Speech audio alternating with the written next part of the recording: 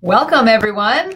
Welcome to another edition of the Institute for Natural Medicine's online house call webinar series. Some of you may be returning viewers and already know, but these are webinars designed to provide information to us all about how to improve our health and fortify our immune capacity. It's a very timely subject in the era of this pandemic because these are just really challenging times for everyone.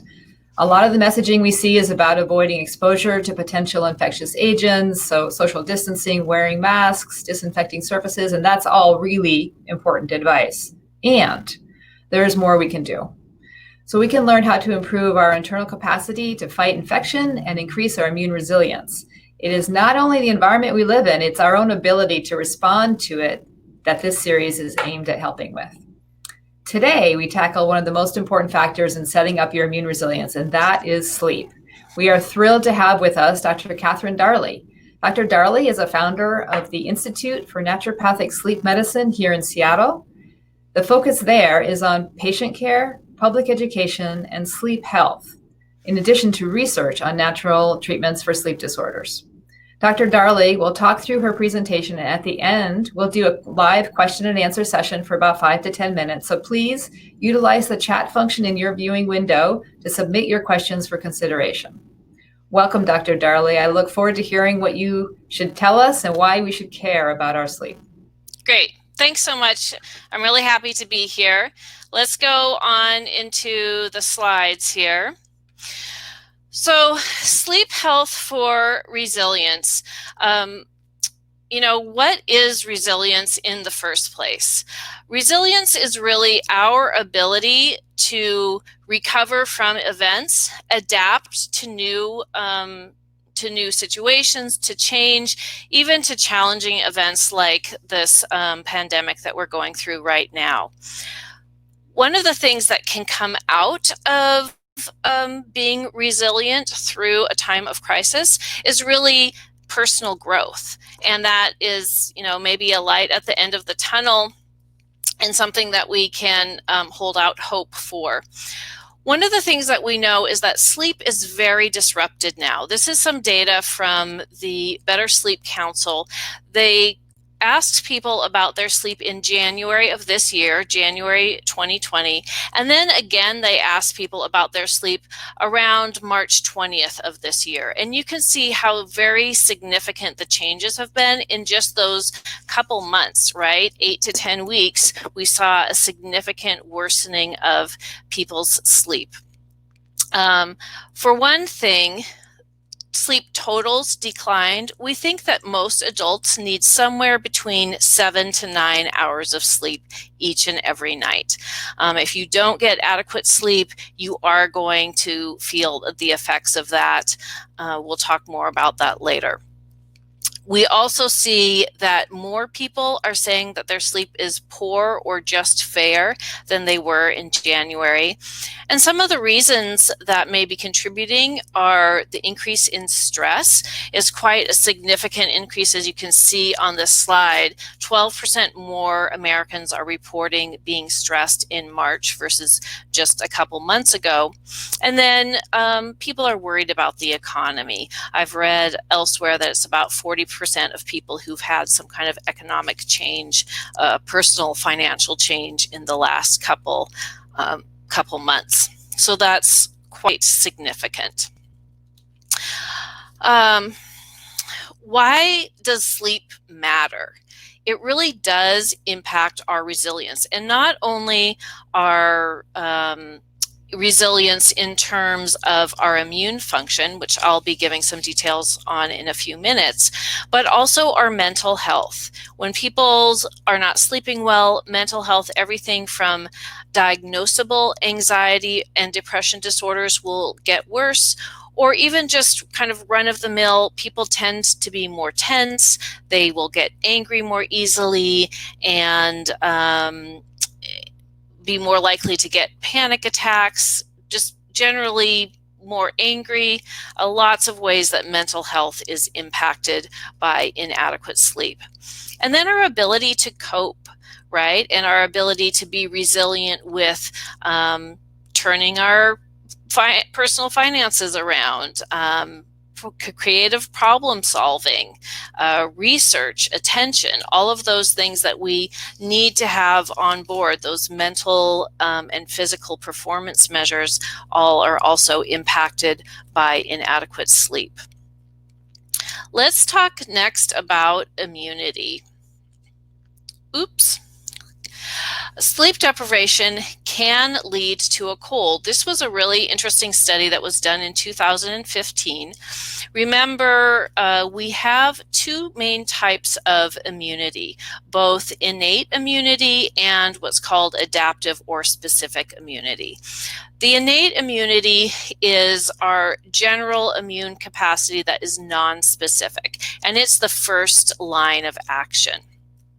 Adaptive immunity is when we are able to respond to a specific infectious agent. In this case, we're thinking about viruses, right?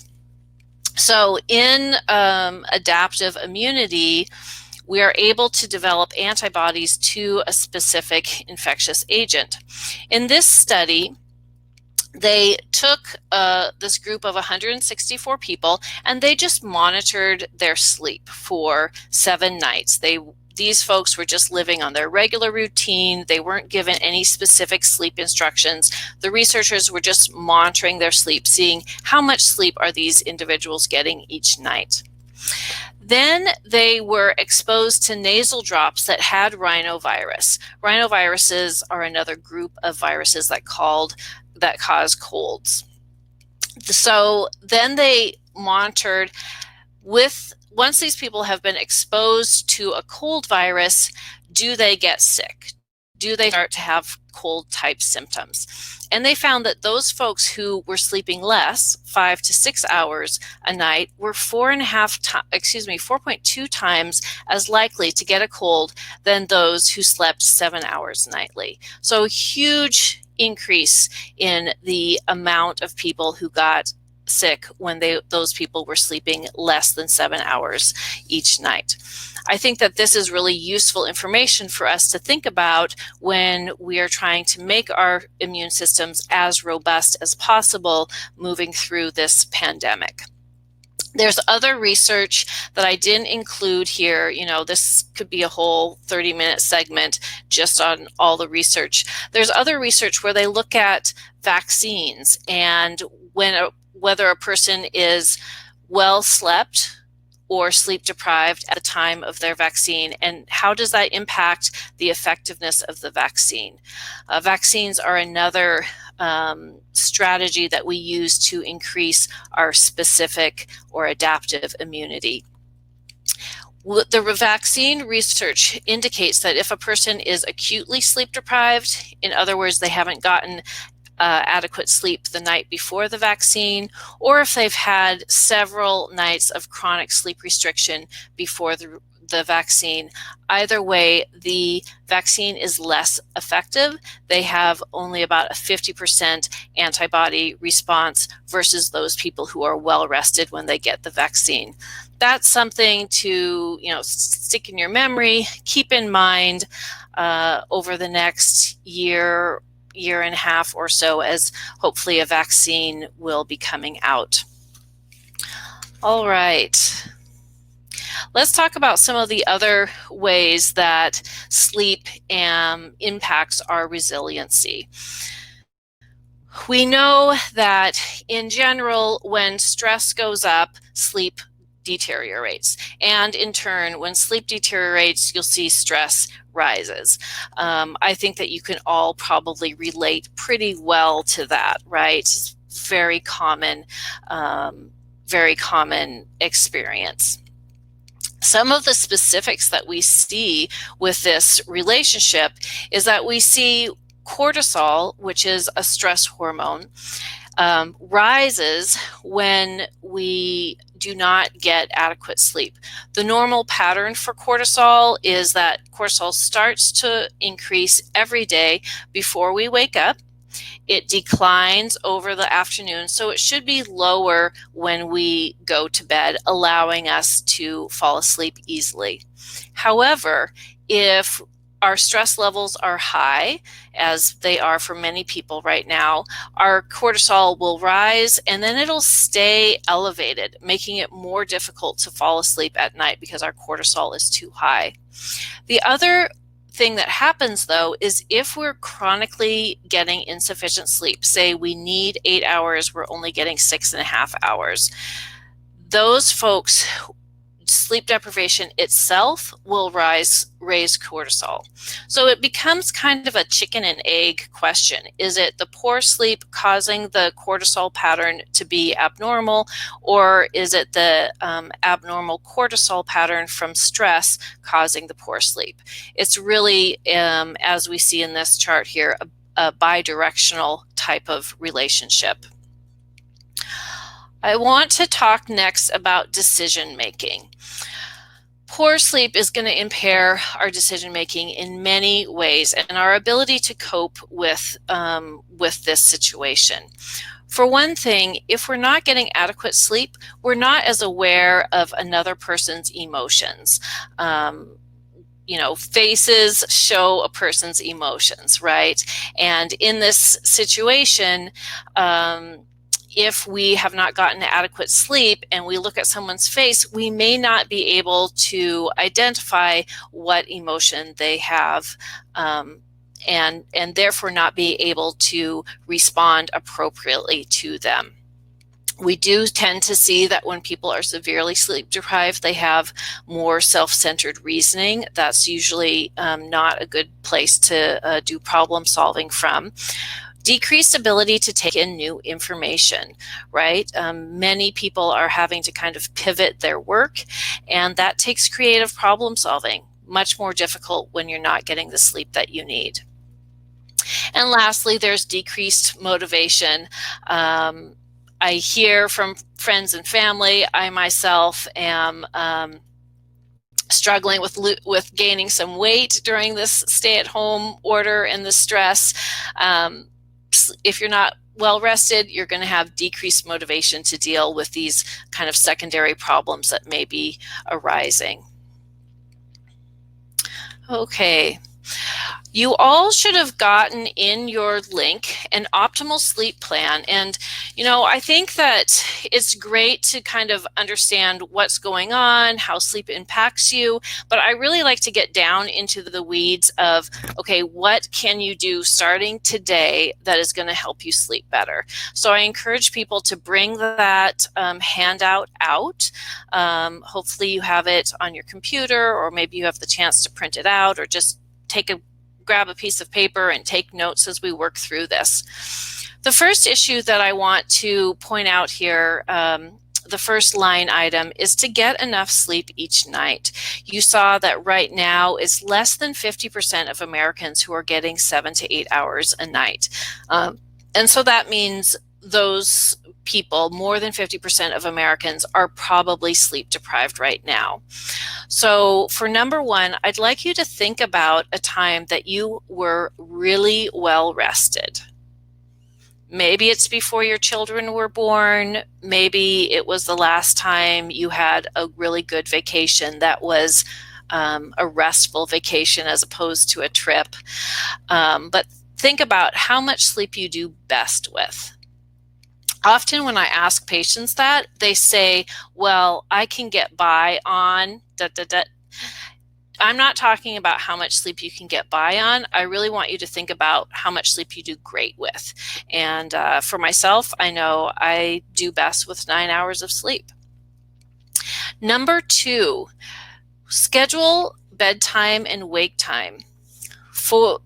In sleep medicine, we not only think about sleep, but we also think about circadian rhythms, people's biorhythms or biological clock. For the biological clock to function well, it's best to anchor your wake time and have your wake time not vary more than an hour between work days and days off. So if you set your wake time, count back by your ideal sleep time to what your bedtime would be. For instance, if I choose to get up at 7 a.m., that means to get 9 hours, I need to be in bed at 10. So for number three, think about days off bedtime, wake time. This can be a little tricky because I know it feels like a treat to sleep in, right? Not have to rush out of bed, not have to dive into your tasks of the day. But really, if you're wanting to sleep well, kind of do a reframe that you're going to have a good day, have better coping, have better immune function, have better resilience if you are getting the sleep that you need each and every night.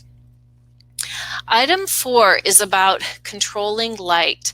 One of the problems that we see in kind of modern lifestyle is that we often are in dim light.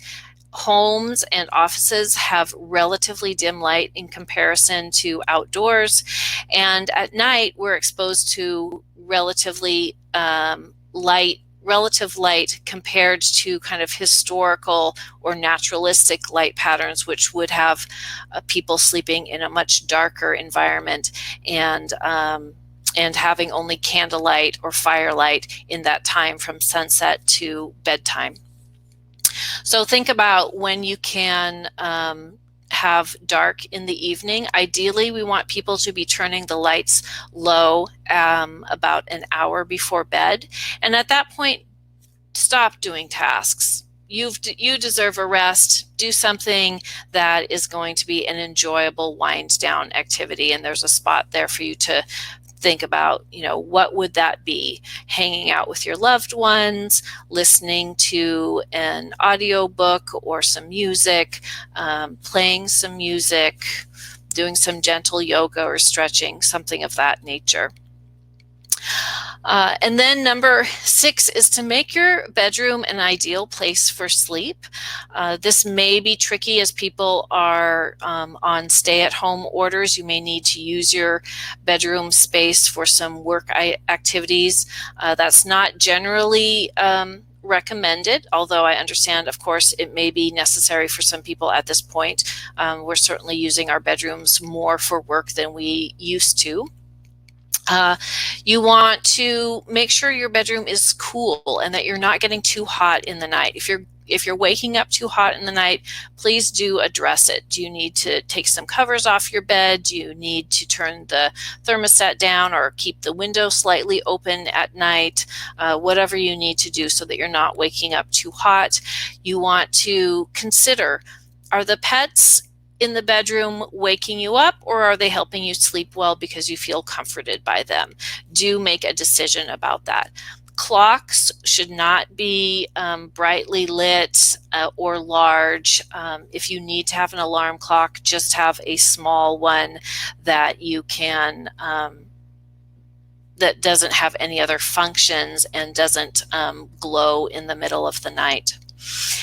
And then this is not on your optimal sleep plan there, but I want to address this last item on the slide, treat sleep disorders. One of the things that we're seeing right now during this pandemic is that people are postponing their regularly scheduled doctor checkups, and I suspect that people may be falling off some of the treatment plans that they have in place. If you have previously been diagnosed with a sleep disorder, please make sure that your treatment is in place. If you need a doctor's checkup, your doctor may be able to do a telemedicine visit so you don't have to go into their clinic. We do know that there are some risk factors for COVID-19, obesity, hypertension being a couple of them, and some sleep disorders contribute to those. If a person has obstructive sleep apnea or chronic insufficient sleep, they're at greater risk for developing obesity. If someone has insomnia or chronic insufficient sleep or obstructive sleep apnea, they're at increased risk for hypertension. So do make sure that you're just sticking to your sleep treatment plans as best you can during this time. So when I think about sleep, I think about the other side of the equation, which is your quality of your day. So with this example, if I need 9 hours of sleep, the part that doesn't get talked about as much is that means I have a 15-hour day. I have 15 hours to do all my tasks and all the fun stuff that I want to have in my life. And if I schedule more than 15 hours, that means by definition, since we're limited to a 24-hour day, that I'm going to have problems with my sleep, not getting adequate time in bed. Now that you have this sleep plan, I really encourage you to really work it, commit to it for the next 10 days. Right now it's May 15th. So I encourage everyone to plan, okay, I'm going to work on my sleep for the next 10 days until May 25th. And when you've done that and you've done the best you can with your sleep, you've given adequate time, you've set up your sleep environment, your routines, some of those circadian rhythm factors. At that point, if you still are not sleeping well, or you feel like your sleep's not restorative or whatnot, that may be the point to find a physician and start addressing your sleep more individually. One of the resources that we have available through the Institute for Natural Medicine is a physician finder. There's over 5,000 physicians there, and they may help you go above this behavioral approach of addressing your sleep to some individual remedies. There's many remedies in the natural world that help sleep. It's important to get the right one for your situation. Even melatonin, we hear about melatonin a lot. Drugstores and supplement stores are filled with all different types of melatonin, doses of melatonin, and we're not going to really talk about remedies specifically in this course because it matters, what age you are. What is the underlying cause of your sleep problem? Are you on any other medications, which means we need to use some supplements rather than others? Those kinds of things are really important to individualize. And use this optimal sleep plan. And then after 10 days, 2 weeks, if you need to go further, reach out to a qualified natural practitioner. Some of the specific challenges that we're seeing to sleep right now due to the pandemic, I want to address with you. One of them is increased alcohol consumption. I've seen different statistics in just the public media, increased alcohol consumption, that alcohol sales have increased more than 50% in the last couple months. Remember that alcohol can help you fall asleep, but it's going to interrupt your sleep later on. So the recommendation is to stop drinking alcohol 3 hours before bedtime and to limit yourself to 1 or 2 drinks. Yes, you may feel like alcohol is decreasing your stress in the moment, but if it's disrupting your sleep later at night, that's a way that it's actually increasing your stress. One of the factors we see is that people may be eating throughout the day. We'll talk about circadian rhythms and how to use that to improve your sleep in a minute. Eating more inflammatory and refined foods. Some people find that inflammatory foods will worsen their sleep. Pay attention to that. And having an irregular schedule. Not only is it getting bright light in the morning and dark in the evening that helps our sleep, but having regular meal times. People are also worrying quite a bit, and I have an exercise at the end to help you set your worries aside at night. Checking the news before bed obviously triggers your worries.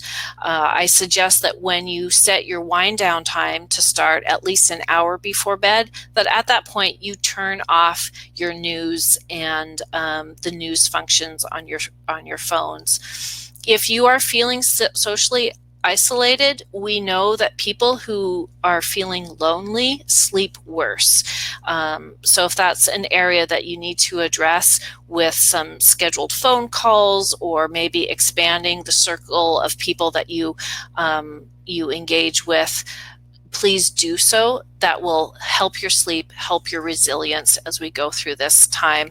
And then with all of this irregularity in your schedule, some people may be having difficulty sticking to their medication or supplement routine. This is just a plug for getting back onto those so that your health is as robust as possible.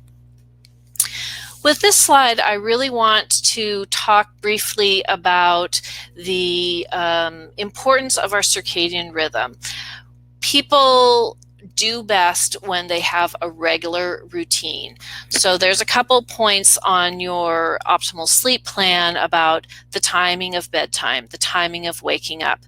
If you're having that problem of eating throughout the day, I encourage you to make a little note there on the bottom about what time you're going to eat. Breakfast should be within the same hour each day across the 7-day week. Lunch, so maybe breakfast from 7 to 8, lunch from noon to 1, and dinner between 6 and 7 every night. That's going to help your sleep, and getting bursts of light throughout the day. Being in dim indoor conditions throughout the day does definitely worsen sleep. Because people are home, people are stressed, you may be having changes in your personal finances that are worrisome. It may be tempting to really be on all day with your tasks. And so I encourage you to take this definition of time. That wake is really for your roles and your responsibilities. Employee, mother, friend, daughter, coworker, whatever your responsibilities are. But that at bedtime, as you're turning off the light, you dump those responsibilities and you really think about your sleep as a different time. It's kind of time out of time and a time to restore so that you can go back the next day to those roles and responsibilities even stronger. Sometimes that is easier said than done. So here's an activity to help you put your thoughts to rest. I have given this to thousands of people, and only a handful of people said that it didn't work. Another handful said that they had a hard time implementing it into their routine. If you are someone who gets into bed and your mind is going, I really strongly suggest that you do this. You spend 10 minutes, an hour or two before bedtime, writing down your thoughts that arise at night. And you can use whatever style. It could be a list, it could be full sentence narrative, it could be just, problem solution brainstorming chart, whatever works for you, with the intention of putting your thoughts to rest before you put yourself to rest in bed. And then in the night, you tell yourself, I already thought about that, and I'm going to have time tomorrow. Now's my time to rest. This is a skill. And so if you are someone who has those racing thoughts at night, I encourage you just to decide, okay, I'm going to do this strategy every night, every evening for a month, and then see, because you'll learn, what thoughts need to be expressed, what statement in the middle of the night does help me put those thoughts aside. The best bridge between despair and hope is a good night's sleep. I love this quote. I think it's really apropos now. So I've included it here, and we're going to move in the next little bit here to question and answer. I'm going to have Michelle come back in and join us. One of the questions that I see here in the chat is, does a shortage of magnesium supplementation add to sleep deprivation? We think of sleep deprivation as really not giving yourself enough time in bed, which is what is the most common sleep problem right now, with people only giving themselves with the majority of people giving themselves less than 7 or 8 hours in bed. Magnesium deficiency can contribute to sleep problems, and so that is a supplement that's right for some individuals. One question here was about naps. Catherine asks, what about naps? Naps can be a great strategy to improve a person's alertness and performance, actually. The couple concerns with naps, you want to take it early enough in the day, say 1 or 2 o'clock in the afternoon, so that it's not interfering with your nighttime sleep. And usually you want to take a 30-minute nap or less, because if you're waking up out of deep sleep, you may feel groggy and take about 20 minutes to get back to fully functioning. Okay, Michelle is with us. Hello. Great. We were just looking at some of the questions in the chat room. We addressed magnesium and naps. Oh, great. Yeah. Yeah, thanks so much. There's actually another one, and this is from Kaja. And the question is actually about how much sleep does a teenager need? So we think teenagers need 9 to 11 hours of sleep every night. And I'm really glad to have that question, because teenagers are usually the most sleep deprived group. We are getting some reports that with this stay-at-home order, that some teens are actually getting more sleep than they usually get. And that's, you know, one small little positive out of a negative situation, right? Making a little lemonade with some teenagers getting closer to the amount of sleep that they need. Right. Great. All right. Well, I think that is all the questions and all the time we have questions we have time for. I want to thank you so much, Dr. Darley. Really want to underscore the benefit of working with a naturopathic doctor. Also, as you highlighted, to work, as a trusted guide, really, to help personalize a sleep treatment plan for you. And if you'd like to learn about NDs in your area, please do go to the INM website now, and that's at www.naturemed.org, and click on the Find a Doctor link at the top right of the page. So our next webinar will be on Calming the Anxious Child with Dr. Amy Rothenberg, and we hope you'll join us for that. More details on that webinar will be included with the recording from this one that we're sending out in a day or two, so please look for that. And I want to thank you all for attending the INM online house call event, and I wish you all good health. Great. Sleep tight, everybody. Bye-bye. Bye-bye.